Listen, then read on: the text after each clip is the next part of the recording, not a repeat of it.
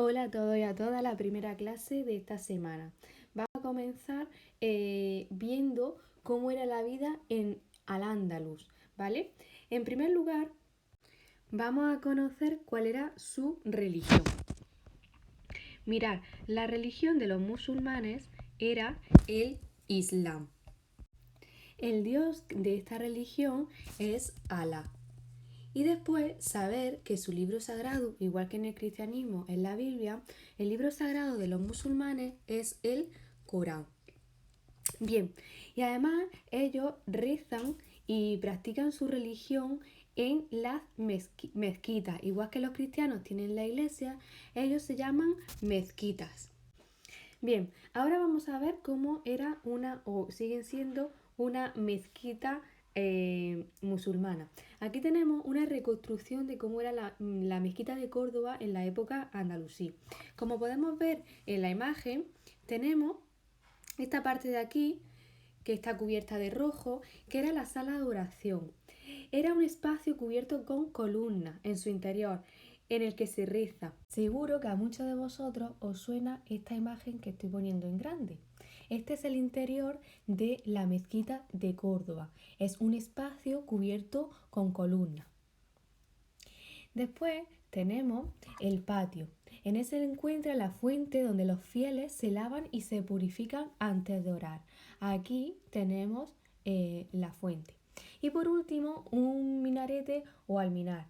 Es la torre desde donde se avisan a las personas para la oración. Antes de ver cómo eran las ciudades, vamos a hablar de la sociedad.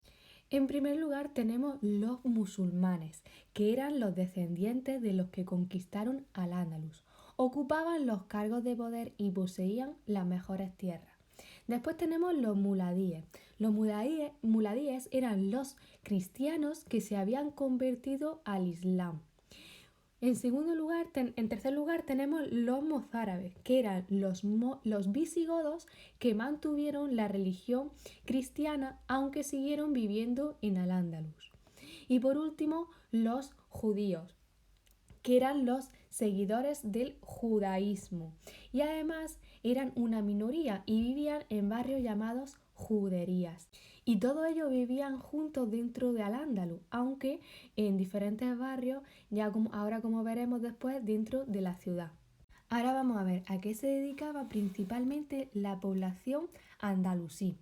La mayoría de la población andalusí se dedicaba a la agricultura, que experimentó un gran desarrollo en esta época.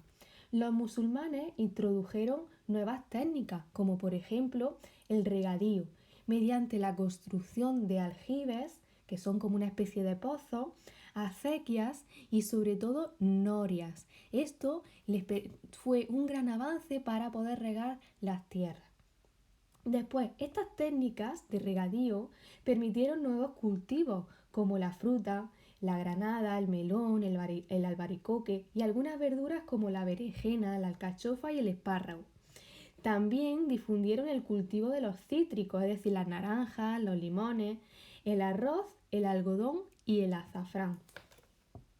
Los agricultores vendían sus productos en los zocos o mercados de las ciudades. Ahora después veremos dónde se encuentran.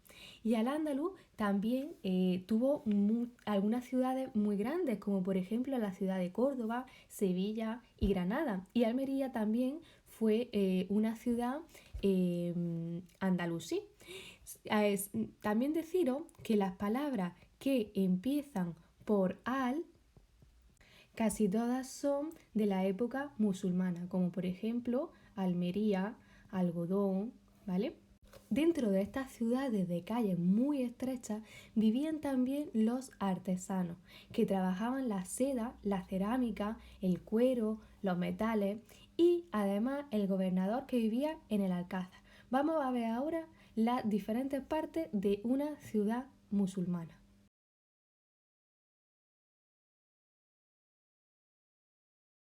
Bien, aquí tenemos una fotografía de cómo era una ciudad musulmana, una de ellas. Vamos a ir viendo parte por parte. En primer lugar, tenemos una muralla. Siempre estas ciudades estaban rodeadas por murallas.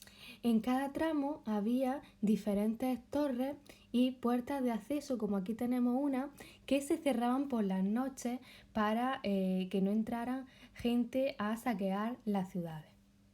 Como bien os he dicho antes, el sistema de regadío era muy importante. Dentro del sistema de regadío estaba la noria. La noria de agua se instalaba en los ríos, como se puede ver en la imagen. Con la corriente de agua del río, la noria se movía y extraía el agua del río y la depositaba en un canal para llevarla a los campos para poder regar los diferentes cultivos.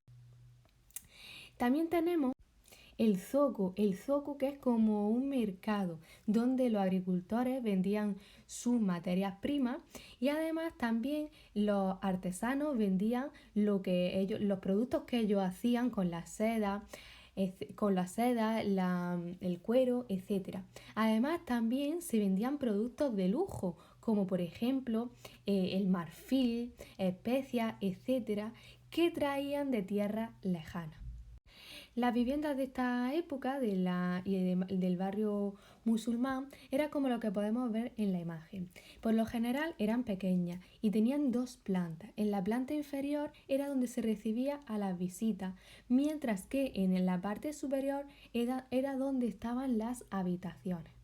Por otra parte, tenemos los baños públicos. Los baños públicos eran centros de reunión social y distribuían su horario entre hombres y mujeres.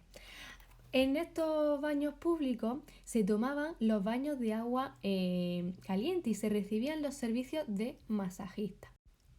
También tenemos la mezquita, que era el lugar de oración y reunión para los musulmanes. Cada barrio contaba con su propia mezquita y a ella acudían los fieles a rezar cada viernes.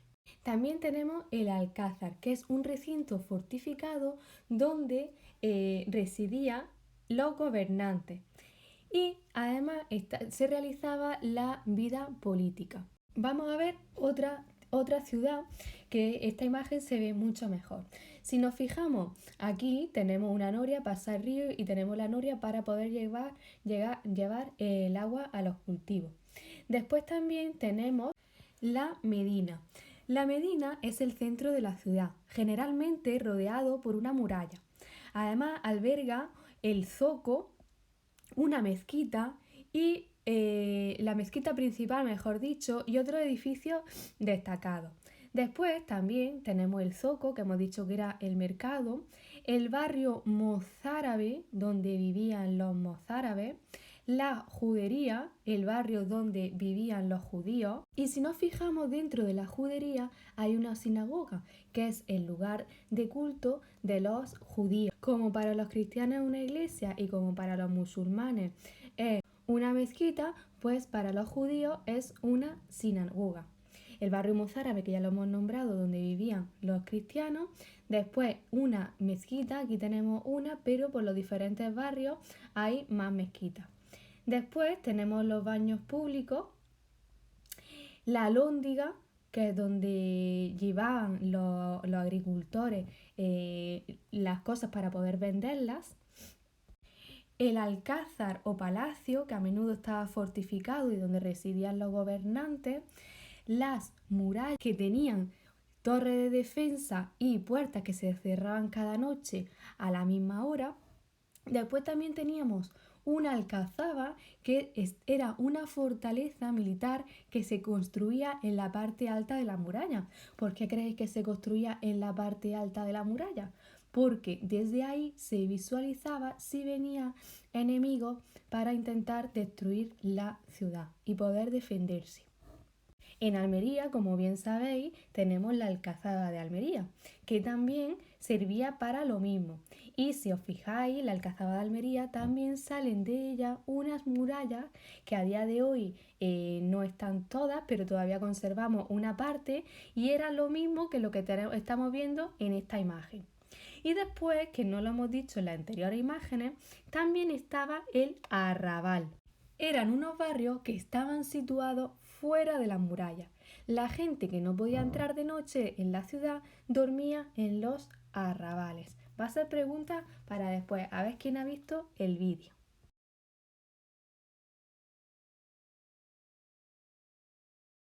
Y ya por último, el trabajo en el cuaderno. Escribir la fecha, escribir el título de la página, La vida en Al-Ándalus.